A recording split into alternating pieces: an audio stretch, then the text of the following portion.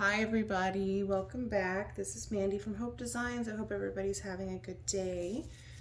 Today is going to be a little bit of an experiment day for me. I've been wanting to play around with the bloom gels that I got recently, and I'm so excited to use them. But I do have the learning curve, so I've obviously learned some things from other people who use them. I learned a lot from watching Sheleeart use them and talk about them, but I haven't actually played with them myself. So I am going to experiment today, and I was trying to decide what colors to use and play around with. I don't know if this happens to the rest of you, but I kind of keep a book of colors that I might want to use. Also, I'm using the bloom recipe, so I'm putting my house paint down. I keep kind of a book of things I might want to use, color ideas, color palette ideas, the order. I save inspiration videos on YouTube, all of that. I hope all of you guys do that too. But that really helps me if I'm overwhelmed with wanting to paint but not knowing what to paint. So I always have a list of things, but I was pondering in my head, what do I want to do? What do I want to do? What do I want to do? So I was watching YouTube while I was setting things up, and I was actually watching Karen's most recent video where she did another Deconstructed Bloom, which, as you know, I need to work on. So I was watching her, and I love the colors that her and Erica chose for their collaboration. So I wrote them down, and I was like, oh, that would be a really fun bloom color, and then I could just pop a bloom gel on top under the cell activator, because I don't have that grayish blue color that she talks about. So if you didn't see the video, I'll try to remember to link it. It's very pretty, very dark and moody colors, and I love blues, teals, and purples, so you can't go wrong. So I'm going to try those, and I'm going to try maybe some variations of those. So the first color, now if you haven't seen what I mean by Deconstructed Bloom, it's where you put some blooms down, or you blow out some blooms and then you kind of tilt them for more of an abstract look than a regular bloom look. And if you saw my most recent video, I tried one, and it was not the greatest effort, but I learned a lot from it, and I will do some in the future. Anyway, they're super beautiful. You have to check it out. So I'm not doing a Deconstructed Bloom, but I like the colors, so I'm gonna use the colors. I am also gonna pop an interference color in here somewhere. So, this, I'm probably gonna do interference blue and interference gold sparkle just somewhere in these layers, because I think when we get some great cell reaction, the interference will come through and really create some cool cells. And I just love interference colors. So anyway, so I am going to be using a mixture of tube paints and Colourarte, primary elements, of course. I'm going to be using some Boom Gel Stain. There are discount codes in my description box for both Colourarte and Boom Gel Stain. So please take advantage of those. Super excited to try them. I bought a bunch of small bottles because a little, from what I've understood, a little bit in blooms goes a long way. So I wanted to start small, so I had a lot to play around with. So now we're going to do Be Mine, which is a gorgeous primary elements color from the Glitz line. So the Glitz line, they're still primary elements, but they're semi-opaque. So, ooh, look what I did. Yikes. Well.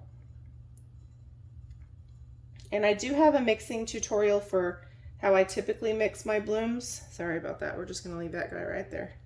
And so I'll list that below. Look what I did. I'm making such a mess.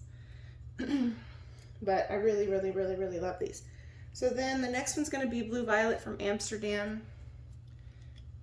And I just mixed this one, so it's probably going to have some bubbles.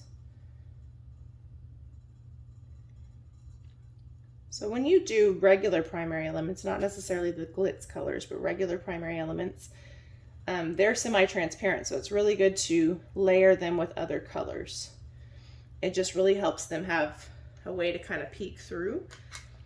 The Glitz line is semi-opaque, so it still is good to layer, but it's not as necessary as when you're using the semi-transparent. The semi-transparent, if you stretch it out over a white background, it's going to have kind of a beautiful sheer color, but it's not going to be as color saturated as when you first did it. So that's just something to consider when you're using pigments.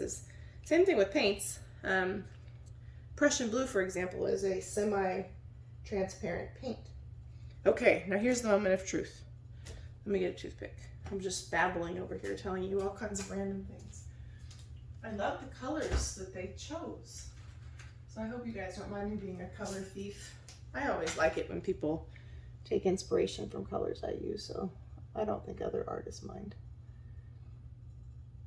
Okay, so from what I know about Boom Gel, you don't need that much. So this is going to be the Pearlescent Mint. And I just opened it. I haven't even used it before, so I'm experimenting for the first time with you guys. It's a very pretty color. I don't know if you can see that. I shook it up really well. Anything that has mica in it, paint, this kind of thing, it's good to not store it upright. It's good to maybe store it on its side or upside down so the mica doesn't all settle to the bottom. You've probably heard me say that when I talk about prism pour paint. That's just kind of a good rule of thumb. Okay, I'm nervous. I didn't even get my cell activator out. What a doofus. So I'm just going to put probably the amount that I would use for a cell activator puddle, like not a lot. So Boom Gel Stain, if you haven't used it before, is ready to use right out of the container, and it works really well in blooms. Yikes. And it sells up really well from what I understand. That's really what I wanted to see. But a little goes a long way. So I'm going to just use that amount. And I'm also experimenting a little bit with my various blow dryers. You guys know me, I'm always trying to not be overcome by all my blow drying tools. Today I'm going to use Lamp Black from Amsterdam. I really need to finish up my other cell activator I mixed up, but just because I kind of already know what to expect from this one, I'm gonna use this one. So I do 3-to-1. Some people do 4-to-1. I live in a place where it's generally a little bit hot. So if I do 4-to-1, sometimes my cell activator is way too thin, but it's not always the same for everybody. Oh my gosh, this is like dripping everywhere.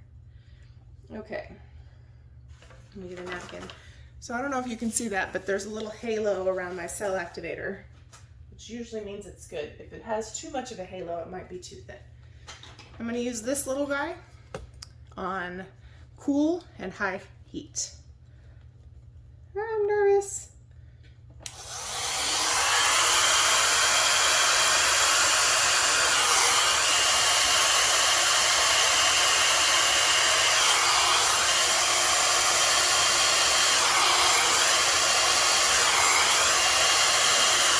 I forgot to press the cool button. I got distracted halfway in.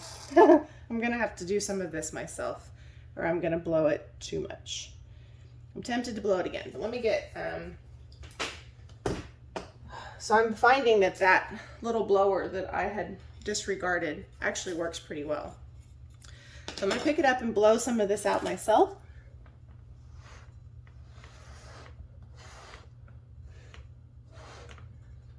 And then I'm gonna catch some of this with the turkey baster.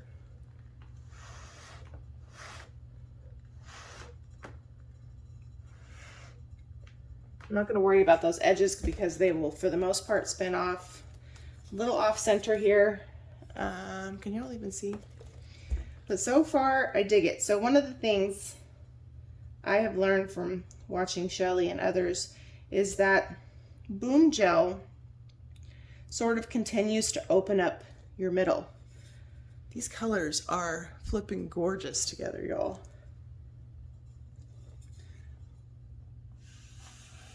I should probably not have done that.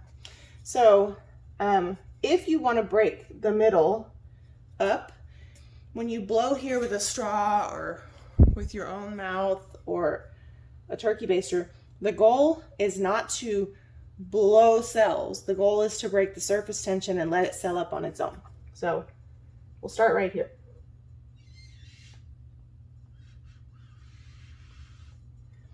I'm not even really trying to break it apart because just breaking the surface tension, I don't know if you can see that, is going to help us do that. I'm trying to zoom you in so you can see it a little bit what I'm talking about. Oh crap, sorry. Ooh, whoa.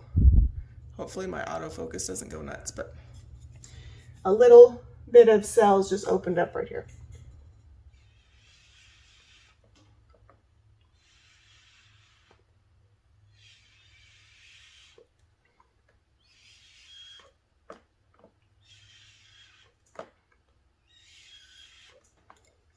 So I'm going to let that just continue for a second. I love the way these colors are playing together. And you can see we have some peacock cells here in the middle. And I love it. I love the cells and lacing we have right here. So far, this is really enjoyable for me. So I'm super happy for the color inspiration.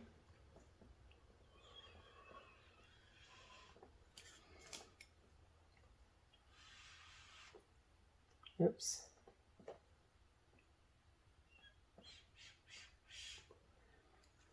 And I'm also trying to be careful when I do that to not cause the cells that are already there to become kind of deformed looking.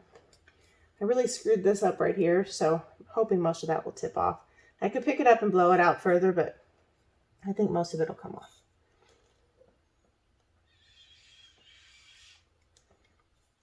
Okay, I think I need to stop messing with the middle. So, I'm so excited about this. Look how beautiful. And because those paint colors, none of them are opaque, you can see the color coming through the other color. That's the beauty of transparent colors. Some people might think, well, why the heck would you want to use transparent colors if you have to babysit them? Well, that's why. They showcase all of the color in them. So let's give it a little spin. I'm so excited. That is gorgeous. My center is way off center. I'm not going to worry too much about that. But I forgot that you're way zoomed in. So this right here, I really love this.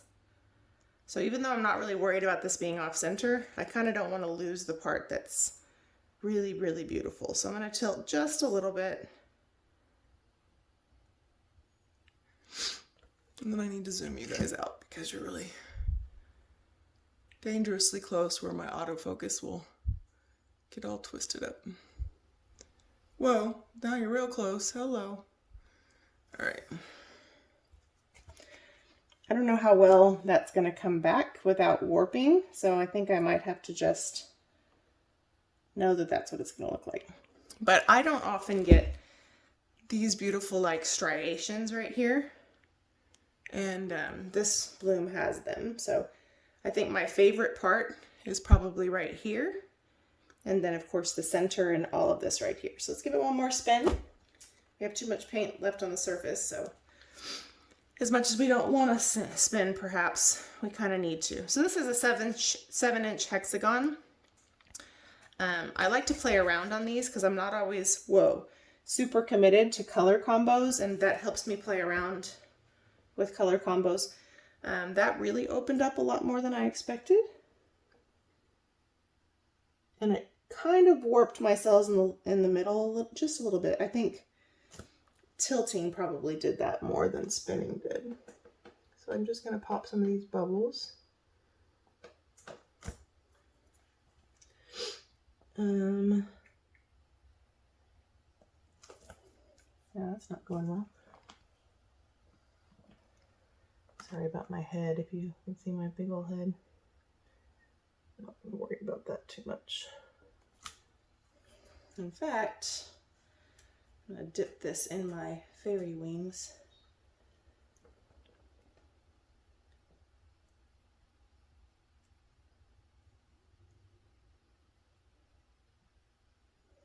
Well, that didn't help that much. I'm not too worried about it. So anyway, if you practice on things like that, like small canvases or small, like larger tiles, 6 to 8 inch, they're still really beautiful pieces of art. You can display them on a little easel. So I still really like to practice with them because then I don't feel like I'm super committed to a color. They're really easy to resin. So I had a little bit of wonkiness here in the middle, maybe from overspinning. I still really like it. If I were to display it, I think I would actually display it like this or like this. I don't know. I really like it though. And you can see the black cell activator is not very harsh because the teal really softens it. So I'm going to go ahead and bring you down for a close-up. And then I'm probably going to keep making some color tests to share with you guys. I know this video is already a little bit long, so I probably won't do it the same video, but I hope you like it. Pop in one more bubble. I really like the colors together. They're so beautiful. Okay, I'm gonna bring you down. Okay, everybody, so here is a close-up. I love the lacing right here. This really opened up a lot more than I expected it to do on that second spin. So I maybe should have spun a little more slowly. This is probably my favorite part right here. That's just so pretty. Still have a couple bubbles, unfortunately. So I love the cells in the middle. They did get a little bit wonky, but I still think they're beautiful. So Boom Gel can kind of continue to kind of eat up your cell activator. So that's why you only want to use a little bit of it. So I'm going to try similar colors. I'm probably going to change the layering order and maybe change the Boom Gel color to a different color. So stay tuned for the future videos, but I hope that you really enjoyed this. Don't forget about the discount codes. Colourarte is Mandy1120 to save 20% off. And the Pixel Paint Designs is where I get my Boom Gels. You can also get Australian Floetrol there, and you can save 15% off. I think the code is Mandy15, but all are linked in the description box. Please like, subscribe, leave me a comment, let me know what you think, and join our Fluid Art group. It's called Fluid Art Friends, and the link is also below. Thank you guys. Have a great day.